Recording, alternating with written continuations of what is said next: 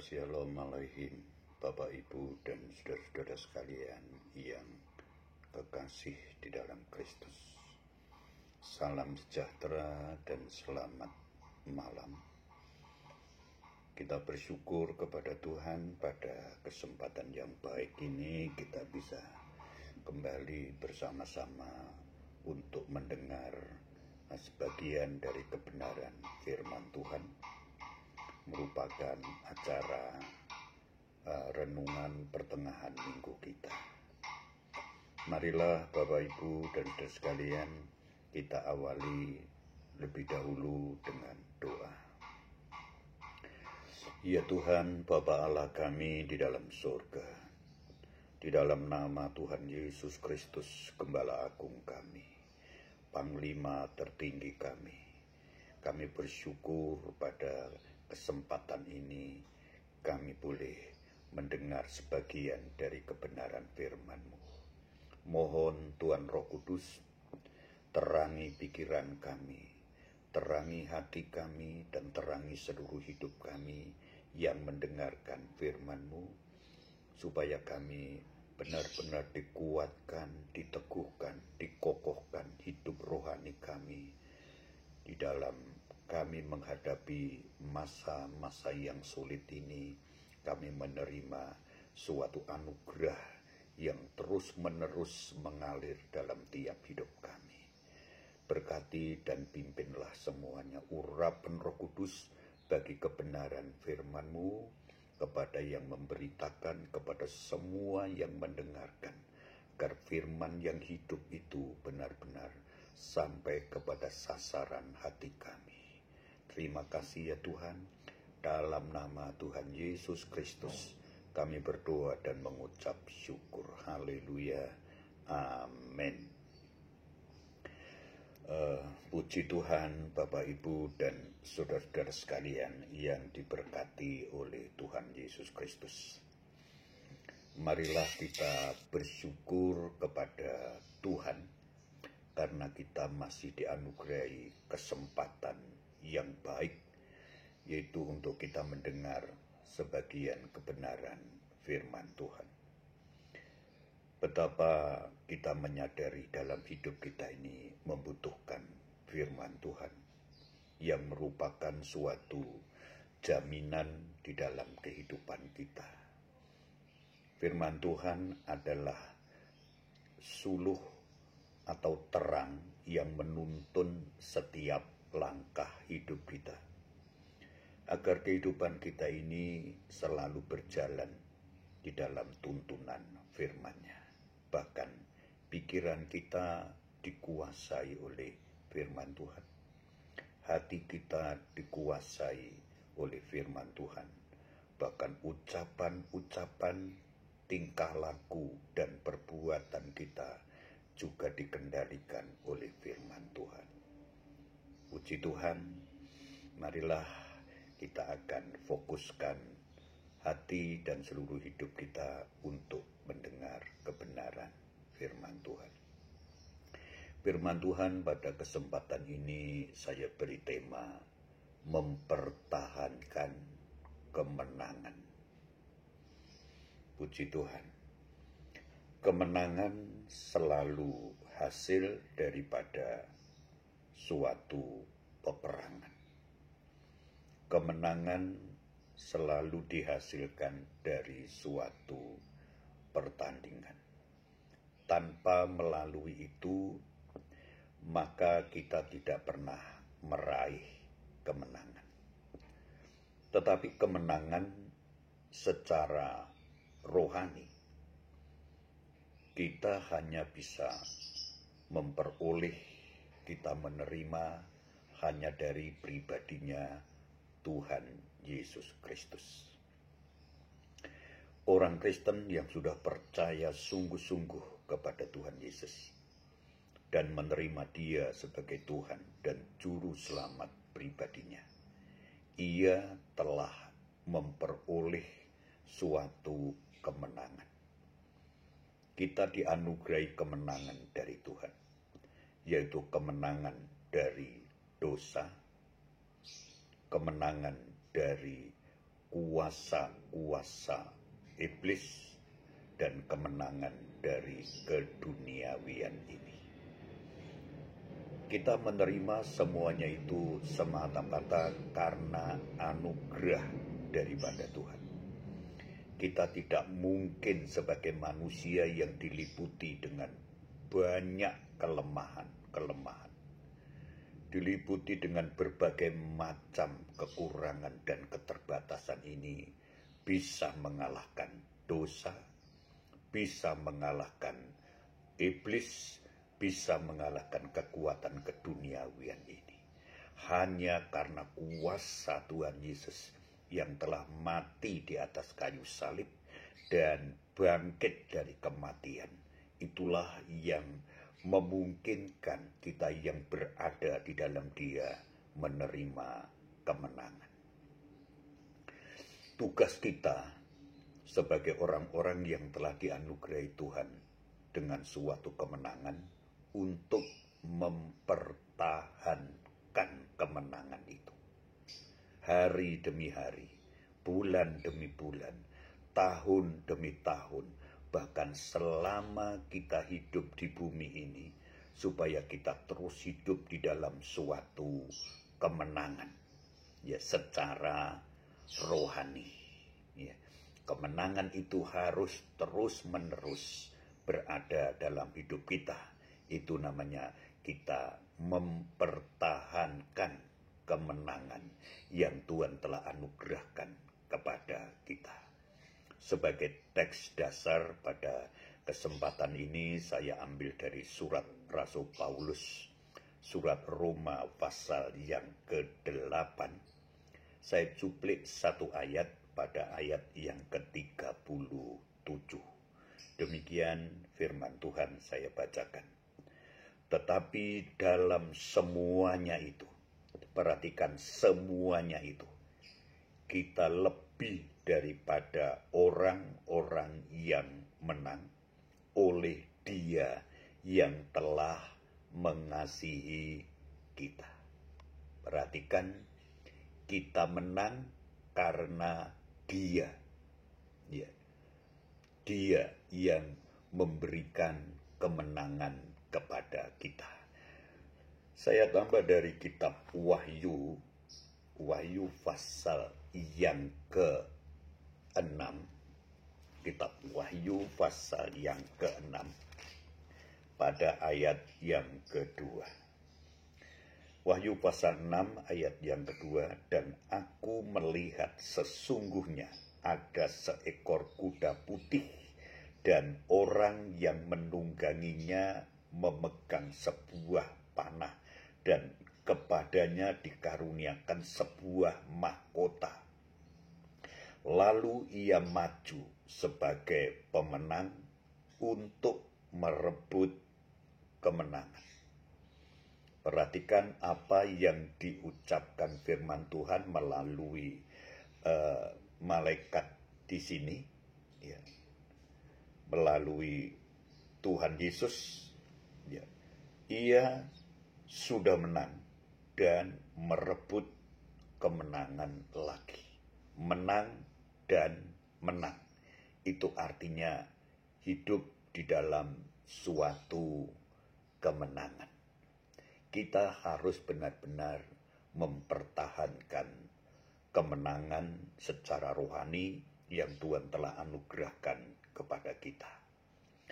Satu saat seorang jenderal pada zamannya Napoleon, seorang kaisar pertama di Prancis, ia melapor kepada Napoleon, "Tuan, kami sudah mengalami kemenangan dalam peperangan ini."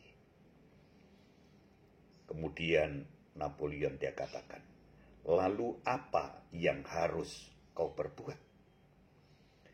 Jadi kemenangan yang sudah ada di tangannya, jangan sampai memuaskan diri, kemudian menjadi orang yang fasik, ya, menjadi orang yang tidak lagi berbuat apa-apa. Nah, disinilah seringkali kita lengah, seringkali kita terlena, karena kita sudah mengalami kemenangan, kemudian kita tidak terus-menerus mempertahankan kemenangan. Lalu apa yang harus kita lakukan agar kehidupan kita yang sudah dianugerahi kemenangan secara rohani oleh Tuhan, kita bisa mempertahankan kemenangan itu? Ya. Hal yang pertama yang harus kita lakukan adalah jangan sampai kita lengah. Ya. Jangan sampai kita lengah. Mengapa? Sebab musuh yang sudah dikalahkan itu akan kembali lagi menyerang hidup kita. Ya. Jadi musuh yang sudah ditundukkan, yang sudah dikalahkan, itu akan kembali menyerang kita. Itu yang harus kita pahami. Hari ini kita sudah menang dari dosa. Ya. Kita sudah menang dari serangan-serangan kejahatan. Ya. Tetapi kita harus waspada, kita harus berhati-hati. Musuh yang sudah kita kalahkan itu tidak selamanya. Dia akan terus lari dari kita. Dia akan kembali menyerang kita. Saya berikan satu contoh. Misalkan, kita sudah menang dalam satu dosa. Ya. Misalkan kita suka bohong. Ya. Kita sudah lepas, sudah menang, tidak bohong lagi. Tapi ingatlah, ya, kebohongan itu masih akan berusaha untuk lagi masuk dalam diri kita. Menjadi orang yang bohong lagi. Kita sudah menang, tidak lagi mencuri. Sifat mencuri sudah kalah. Tapi satu saat kalau kita tidak berjaga-jaga, tidak waspada, kita tidak berhati-hati, satu kesempatan kita bisa mencuri lagi. Ya. Dosa-dosa yang lain akan kembali kepada kita kalau kita tidak terus-menerus waspada dan berjaga-jaga. Saya bacakan satu ayat yang merupakan satu pelajaran yang baik untuk kita semuanya. Di dalam satu Raja-Raja. Dalam satu Raja-Raja pasal yang ke-20. Ya, pasal yang ke-20. Ayat yang ke-22, demikian firman Tuhan. Lalu tampillah nabi itu kepada Raja Israel dan berkata kepadanya, baiklah, kuatkanlah hatimu, pertimbangkanlah dan pikirkanlah apa yang harus kau perbuat. Sebab pada pergantian tahun, Raja Aram akan maju menyerang engkau. Di dalam perikop ini, orang Israel telah mengalami kemenangan yang besar karena pertolongan Tuhan untuk mengalahkan Ben-Hadad, Raja Aram. Ya. Sudah dikalahkan secara total. Banyak prajurit yang dibunuh dan Raja Ben-Hadad sudah dikalahkan.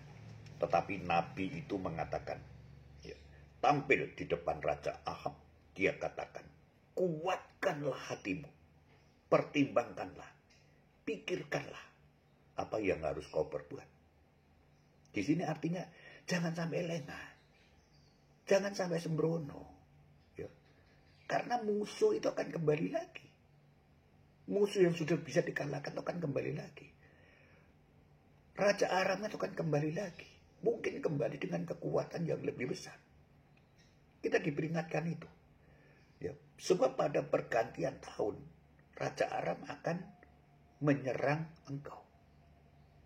Perhatikan, banyak dosa-dosa yang sudah kita tinggalkan, sudah kita kalahkan. Tapi kadang-kadang bisa muncul lagi dalam hidup kita, menguasai kita. Ya. Kita menjadi orang-orang yang dikuasai dosa lagi. Diperhamba dosa lagi. Mengapa? Karena kita lengah. Ya. Musuh yang sudah bisa dikalahkan. Kita harus berhati-hati. Dia akan kembali lagi menyerang kepada kita. Ya. Memusuhi kita. Jangan sampai terjadi dalam Injil Matius, kata Tuhan Yesus. Ya. Satu setan roh jahat sudah diusir. Kemudian tempat itu lengah. Ya, rumah itu bersih. Tapi tidak diisi dengan hal-hal yang begitu mengamankan. Sehingga roh jahat itu kembali lagi dengan beberapa roh jahat. Sehingga keadaan orang itu menjadi orang yang lebih jahat lagi. Ini membahayakan sekali. Kekristenan perlu untuk berjaga-jaga, perlu untuk tidak lengah, perlu untuk terus-menerus kita itu berhati-hati. Karena iblis yang sudah dikalahkan, dosa yang sudah dikalahkan, keduniawian sudah dikalahkan, sifat-sifat kedagingan kita sudah dikalahkan, itu akan kembali lagi. Ya. Bahkan kalau kita sampai tidak berjaga-jaga, semua yang tidak baik kembali dalam hidup kita lebih jahat. Kita menjadi orang yang lebih jahat. Ya. Kita menjadi orang yang lebih kejam. Kita menjadi orang yang lebih sombong. Kita menjadi orang yang begitu sangat keras.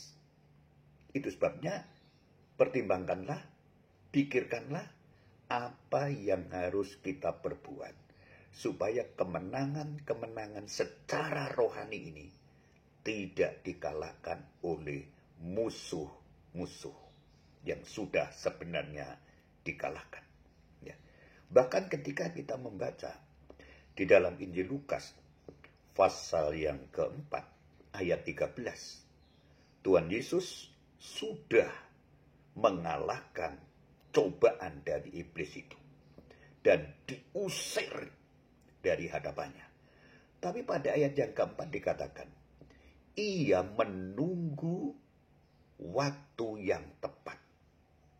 Iblis yang sudah dikalahkan itu menunggu waktu yang tepat untuk kembali lagi, untuk menggoda, mencoba, menyerang lagi. Bapak, Ibu, dan saudara sekalian, kekristenan tidak boleh sedikit pun lengah. Ya, sedikit pun lengah tidak boleh. Mengapa? 1 Petrus pasal 5 ayat 8 dan 9 dikatakan, sadarlah. Ya, musuhmu iblis itu berjalan keliling seperti singa yang mengaum-ngaum mencari mangsa yang dapat ditelannya.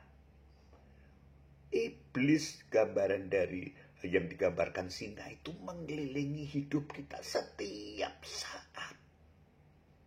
Setiap waktu dia mengelilingi hidup kita, mencari celah, mencari kesempatan di mana kita lengah, di mana kita tidak punya persekutuan dengan Tuhan, di mana kita tidak berdoa, di mana kita tidak bersandar kepada Tuhan. Di mana rohani kita biarkan lemah, dia akan masuk dan menelan, memangsa hidup kita. Ya. Dia akan menghabisi hidup kita dan merampas kembali di dalam kehidupan orang-orang percaya. Itu sebabnya bagaimana cara mempertahankan kemenangan rohani kita yang Tuhan anugerahkan kepada kita. Jangan sampai lengah. Ya. Pergunakanlah waktu yang ada dengan sebaik-baiknya. Jangan jauh dari Tuhan. Jangan malas berdoa. Jangan malas baca firman Tuhan. Dan juga jangan sampai kita tidak terus membangun relasi dengan Tuhan. Sebab iblis tidak mungkin semua dosa tidak mungkin satu kali dikalahkan untuk selamanya kalau kita tidak berjaga-jaga. Jangan sampai kita itu kendor hubungan kita dengan Tuhan. Kita harus semakin rajin dan semakin erat hubungan kita dengan Tuhan. Lewat doa, lewat ibadah, lewat pujian, lewat penyembahan dan baca firman-Nya. Itu yang pertama. Ya. Kemudian yang kedua, bagaimana untuk kita tetap mempertahankan kemenangan yang Tuhan anugerahkan kepada kita. Yang kedua, meningkatkan aktivitas rohani kita. Kita tidak hanya bertahan rajin berdoa, ya, tidak bertahan rajin baca Alkitab, tidak bertahan rajin dalam persekutuan, tapi kita tingkatkan. Terus kita kembangkan. Kita tambahi jam-jam doa kita. Kita tambahi pula kasih kita semakin kuat, iman kita semakin kuat. Kita terus menerus lebih dekat dengan Tuhan, lebih bersungguh-sungguh kepada Tuhan. Saya bacakan dalam 2 Raja pasal yang ke-13. 2 Raja pasal yang ke-13. Pada ayatnya yang ke-17 sampai ayat yang ke-19. 2 Raja 13 ayat 17 sampai ayat yang ke-19. Demikian firman Tuhan. Ya. Serta berkata, bukalah jendela yang di sebelah timur. Dan ketika dibukanya, berkatalah Elisa, panahlah, lalu dipanahnya. Kemudian berkatalah Elisa, itulah anak panah kemenangan daripada Tuhan, anak panah kemenangan terhadap Aram. Engkau akan mengalahkan Aram di Afek sampai habis lenyap. Sesudah itu berkatalah ia, ambillah anak-anak panah itu. Lalu diambilnya. Setelah diambilnya berkatalah Elisa kepada Raja Israel, pukulkanlah itu ke tanah. Lalu dipukulkannya 3 kali. Kemudian ia berhenti.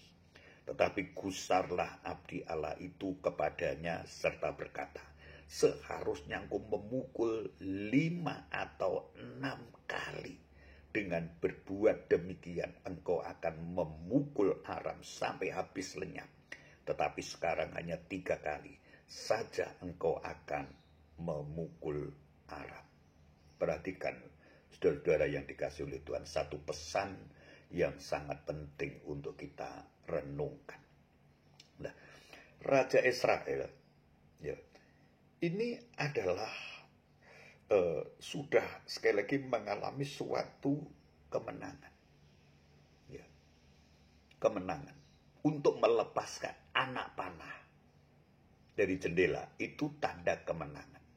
Kemudian perintah yang kedua untuk mengambil anak panah itu lagi, ya. Dan Elisa mengatakan, pukulkanlah itu ke tanah. Lalu dipukulkannya 3 kali. Kemudian ia berhenti. Ya. Seharusnya Raja Israel ini memukul tanah itu berkali-kali. Berkali-kali. Setidaknya 5 atau 6 kali untuk memukulkan. Sehingga dia mengalami kemenangan. Hari pertama menang, hari kedua menang, hari ketiga menang, hari keempat menang, hari kelima menang, hari keenam menang, dan hari ketujuh adalah hari Sabat. Sudah sempurna dalam kemenangannya. Ya. Ini artinya apa di sini? Meningkatkan aktivitas rohani kami. Ya. Meningkatkan jam-jam doa kami. Meningkatkan hubungan kita dengan Tuhan, meningkatkan iman kita, kasih kita, kesetiaan kita, ketaatan kita, ketekunan kita. Jangan merasa sudah cukup. Ya. Saya sudah sembahyang sekian menit, wah sudah cukup. Ya. Saya baca firman Tuhan sekian ayat, sudah cukup. Ya. Saya melakukan ini, sudah cukup. Kita kita seringkali menjadi orang-orang yang bodoh. Kita terlalu membatasi sekali dalam kegiatan rohani kita.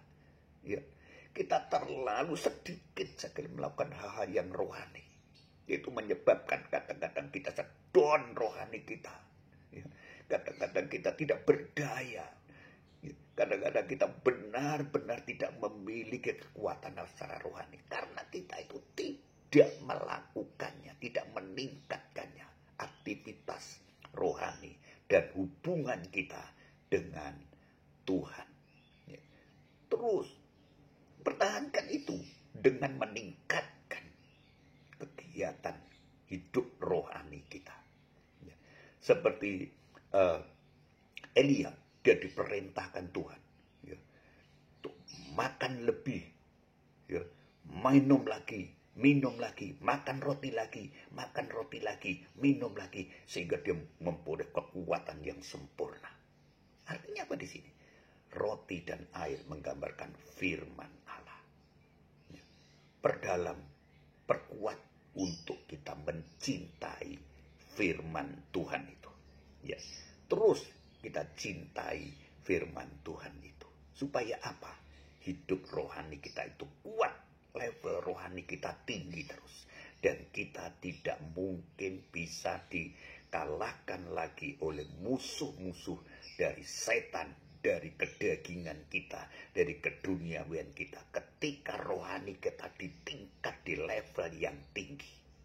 Dan level yang tinggi itu kita peroleh karena kita terus meningkatkan aktivitas kita secara rohani. Ibrani 10 ayat 25. Jangan engkau menjauhkan diri dari himpunan, perkumpulan, pertemuan bersama. Artinya di sini kita ada terus membangun satu persekutuan yang kuat. Kalau kita belum bisa langsung beribadah tatap muka di gereja dengan keluarga, kita bangun hidup rohani kita, sehingga kita menjadi orang-orang yang terus menerus mengalami suatu kekuatan rohani, kematangan rohani, kedewasaan rohani. Dan di sini kita menjadi orang-orang yang sehat untuk tidak bisa secara mudah bisa dikalahkan oleh musuh-musuh kita, yaitu dosa yang akan kembali mempengaruhi kita. Puji Tuhan. Jadilah orang-orang Kristen, ya. Dan yang paling utama, tetaplah di dalam Kristus. Ya, tetaplah di dalam Kristus. Giatlah selalu di dalam Kristus. Maka kita memperoleh suatu kemenangan yang sempurna sampai Tuhan Yesus datang kedua kali. Kita tetap menjadi orang-orang yang menang secara rohani, yang tidak jatuh lagi di dalam kesombongan, tidak jatuh lagi di dalam kejahatan, tidak jatuh lagi di dalam pikiran-pikiran yang jahat, dalam tindakan yang jahat, dalam ucapan yang jahat. Kita tetap menang, hidup dalam kekudusan, hidup dalam iman, dan hidup dalam terang kebenaran firman Tuhan. Puji Tuhan, pertahankan kemenangan yang Tuhan anugerahkan kepada kita. Pertama, jangan lengah dalam kegiatan rohani kita. Yang kedua, malah tingkatkan kegiatan aktivitas rohani kita. Kita akan tetap menjadi orang-orang yang menang sampai kedatangan Kristus yang kedua kali. Puji Tuhan. Tuhan memberkati kita. Amin. Mari kita duduk kepala. Terima kasih ya Tuhan Bapa Allah kami dalam surga untuk kebenaran firman-Mu. Kami bersyukur Tuhan menganugerahkan kepada kami kemenangan. Biar kemenangan ini terus menjadi bagian menguasai hidup kami. Tuhan, kemenangan dari semua kedagingan kami, sifat-sifat keduniawian, sifat-sifat dosa, serangan-serangan iblis, karena kami tidak mau lengah, karena kami terus meningkatkan aktivitas rohani kami, membangun hubungan kami yang lebih erat lagi, lebih intim lagi dengan Tuhan, dan hidup di dalam Tuhan. Terima kasih, berkati seluruh jemaat GBBS Philadelphia Wage, semua tetap hidup dalam kemenangan di masa-masa sulit, di masa-masa sukar, masa-masa berat ini. Tidak bisa mengalahkan hidup rohani kami tetap menjadi orang-orang yang menang di dalam Tuhan. Terima kasih di dalam nama Tuhan Yesus, berkat Tuhan bagi kami semuanya. Haleluya. Amin.